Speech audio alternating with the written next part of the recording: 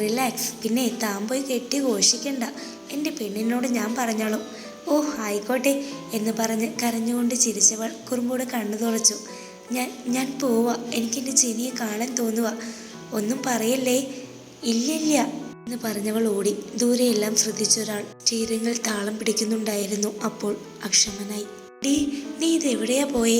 ജെനി പാറുവിൻ്റെ പുറകെ നടന്ന് ചോദിച്ചു. ചുമ്മാ വെറുതെ ഒന്ന് നടക്കാൻ, കുസൃതിച്ചിരിയോടെ പാറു പറഞ്ഞു. ഇഷ്ടമില്ലെങ്കിൽ പറയണ്ട. അല്ലെങ്കിലും നമ്മളൊന്നും ആരുമല്ലല്ലോ.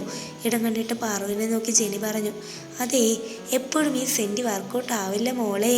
ഇടുപ്പിൽ കൈകുത്തി കുറുമ്പോടെ പാറു പറഞ്ഞു. ഇല്ല ലേ? ഇല്ല. രണ്ടുപേരും കൂടി പൊട്ടിച്ചിരിച്ചു.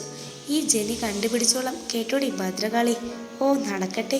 അത് പറഞ്ഞ് കുഞ്ചൂസിനെയും എടുത്ത് പാറു അകത്തേക്ക് പോയി. ജെന്നിഫർ ഒന്ന് വരൂ. ഒട്ടും സമയമില്ലാതെ വരാൻ പറഞ്ഞു പോകുന്ന ഹരിസാറിനെ ജെനി പരിഭ്രമിച്ചു നോക്കി.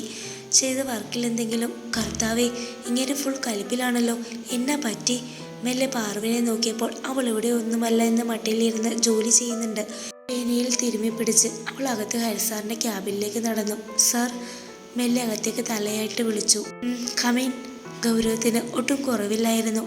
സാലറി റിപ്പോർട്ട് റെഡിയാക്കിയോ? Yes sir. ഹെഡ് ഓഫീസിലേക്ക് അയക്കാൻ പറഞ്ഞ മെയിൽ അയച്ചോ? Yes sir. കഴിഞ്ഞ മാസത്തെ പ്രോഫിറ്റ് നോക്കിയോ? Yes sir. തനിക്കിനി ഇഷ്ടമാണോ? Yes sir. അയ്യോ നോ സാർ. അല്ല വാട്ട് സാർ? പൊട്ടിച്ചിരിച്ച് ഹരി ചോദിച്ചു. ഹരികിഷോർ മേനോൻ എന്ന എന്നെ ജെന്നിഫർ ലോപ്പസ് എന്ന ഈ നസ്രാണി കൊച്ചിന് കല്യാണം കഴിക്കാൻ ഇഷ്ടമാണോ എന്ന്. സാർ. താൻ കരയാണോ? ഇങ്ങനെയൊന്നുമല്ല ചങ്ക് കൂട്ടുകാരെ പറ്റിയ ഒരാൾ എനിക്ക് തന്ന രൂപം. എൻ്റെ ജെന്നി സ്ട്രോങ് ആണ്, എൻ്റെ ജെന്നി ബോൾഡാണ്, എന്തൊക്കെയായിരുന്നു.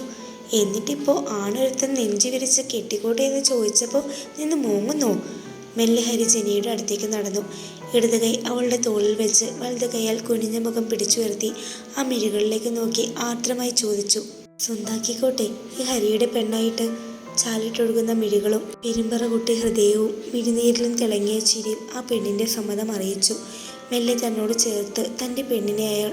നിൽക്കങ്ങോട്ട് വരാമോ? മെല്ലെ എത്തി നോക്കി പാർവണ ചോദിച്ചതും അടർന്നു മാറി രണ്ടാളും. അപ്പോഴാണ് പാർവണയും അത് ശ്രദ്ധിച്ചത്. അവളും ആകെ വിളറിപ്പോയി. പാർവണ. Yes come in.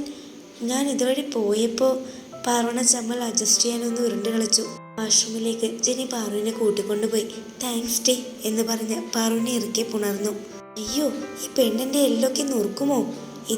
ഇതിനാലേ മോളെ നീ ഇന്നലെ. ചേട്ടാ, സന്തോഷം വന്നാലും ഈ പെണ്ണ് കരയുവാണോ? ഇരുമയും ഒരു മനസ്സുമായി ആ കൂട്ടുകാരികൾ മനസ്സ് നിറഞ്ഞ് ഒന്നുകൂടി കെട്ടിപ്പുണർന്നു. ജെന്നിഫർ ഒറ്റയ്ക്കാണോ താമസം? തൻ്റെ ക്യാബിനിലേക്ക് സൈൻ മേടിക്കാൻ വന്ന ജെനിയോട് ധ്രുവ് ചോദിച്ചു. അല്ല സാർ, ഫാദറിൻ്റെ സിസ്റ്ററുണ്ട്. വേറെ ആരുമില്ലേ? മോനെ ശ്രീധ്രുവേ, എന്താ തൻ്റെ ഉദ്ദേശമെന്ന് എനിക്ക് മനസ്സിലായി, ജെനി മനസ്സിൽ പറഞ്ഞു. വേറെ പാർവണയുമുണ്ട്, നിഷ്കളങ്കമായി ജെനി പറഞ്ഞു. അവളുടെ കുഞ്ഞോ? കുഞ്ചൂസ് അല്ല ധ്രുവൻ, അവനുമുണ്ട്.